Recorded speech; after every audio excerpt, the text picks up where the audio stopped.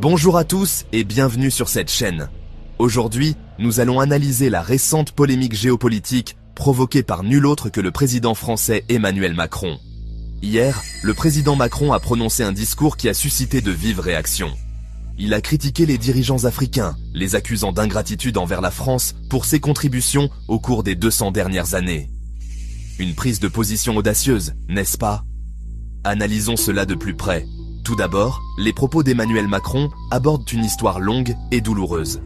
La colonisation française en Afrique a été brutale. De l'assimilation forcée aux atrocités commises, l'héritage du colonialisme français pèse encore lourdement sur de nombreux pays africains aujourd'hui.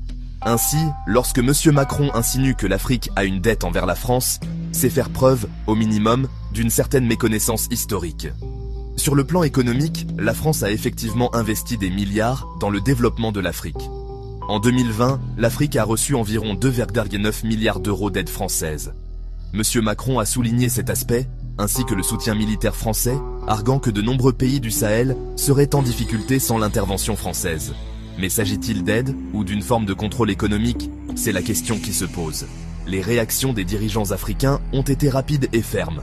Le ministre des Affaires étrangères du Tchad a ouvertement condamné le discours d'Emmanuel Macron. Le Premier ministre du Sénégal a défendu le droit de son pays à fermer des bases militaires étrangères, affirmant sa souveraineté. Parallèlement, des pays comme le Mali et le Burkina Faso se tournent de plus en plus vers de nouvelles alliances, coopérant même avec le groupe Wagner russe. On peut parler d'un véritable bouleversement géopolitique. Alors, qu'est-ce que cela signifie pour l'avenir des relations franco-africaines? Il est clair que la relation est en pleine évolution. Les nations africaines affirment leur indépendance, recherchent pour de nouveaux partenaires et réclament justice pour les griefs historiques. La France devra s'adapter et naviguer dans ce paysage complexe avec diplomatie et respect si elle souhaite maintenir son influence. Restez connectés pour suivre l'évolution de cette situation. N'oubliez pas d'aimer, de partager et de vous abonner pour des analyses plus approfondies. À la prochaine, continuez à vous interroger et à rester informés.